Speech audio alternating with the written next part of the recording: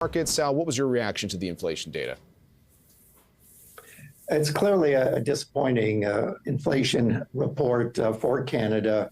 It does confirm that inflation seems to be picking up a little bit. Even if you look at the core measures or underlying measures of inflation, there is a modest upward trend in those two key metrics, median and trim, now just sitting just below 3% on a year-over-year basis.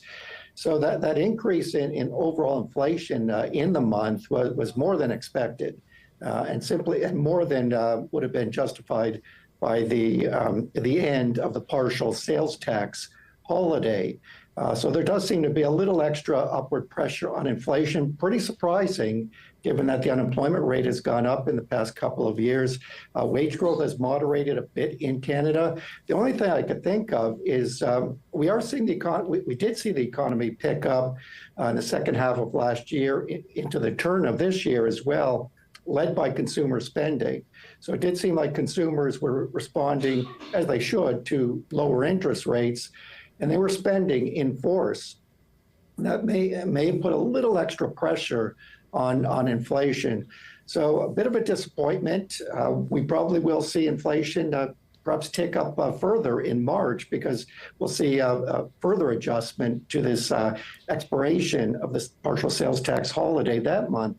So the Bank of Canada will have to play it pretty careful over the next few months. And they have cut interest rates at 7 straight meetings. So am I correct? You're saying, because coming into this year, in light of the interest rate cuts that we had seen before we started talking about trade wars, a lot of economists were saying Canada's economy was in relatively good shape. Did the lower interest rates spark some consumer activity, and then through that consumer activity, you just see some inflation as a result? Is that the net takeaway here?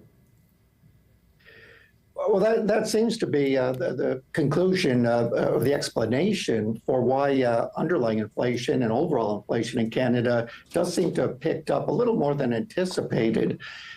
It's that consumers have come back in a big way in the past 6 months in response to lower interest rates. The housing market was also coming back until recently in fears of a trade war. So there may have been just a little extra inflation pressure in the economy than anyone anticipated, perhaps even the Bank of Canada. Now, I wouldn't get too worried.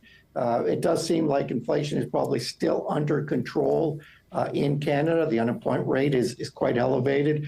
We know if we get hit with these punitive tariffs, more so in early April, that will have a pretty significant economic impact. The Bank of Canada's own work suggests that Canada would be at risk of at least a moderate recession.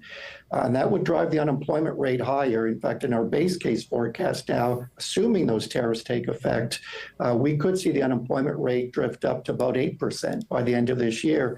That would almost certainly overshadow any inflation concerns of the Bank of Canada, even though inflation probably would pick up a little more than a half percentage point just from the counter tariffs and some weakness in the currency. So the Bank of Canada would have to focus on that rising unemployment rate. And we still expect them to cut rates further at the next 3 policy meetings by a total of 75 basis points by the summer.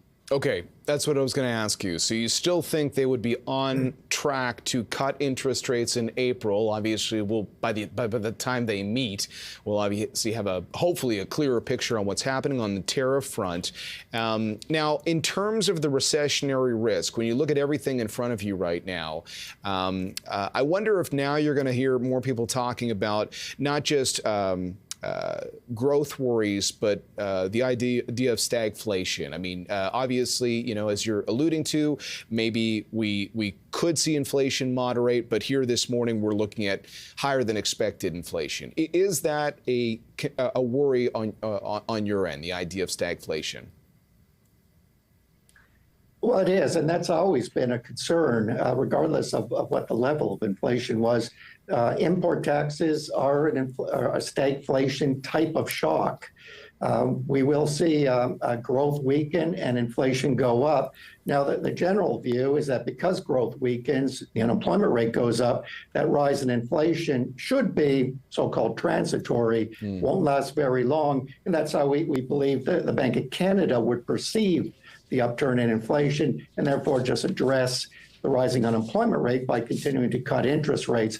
But that said, the central bank would have to be a little extra careful now that the level of inflation and underlying trend seems to be a little hotter than anyone anticipated. And likewise, I think the government would have to be a little more careful on the counter tariff front, the retaliatory front, as far as applying import taxes on Canadians to punish American companies, because that could have more of an inflationary impact, maybe a little more persistence in inflation.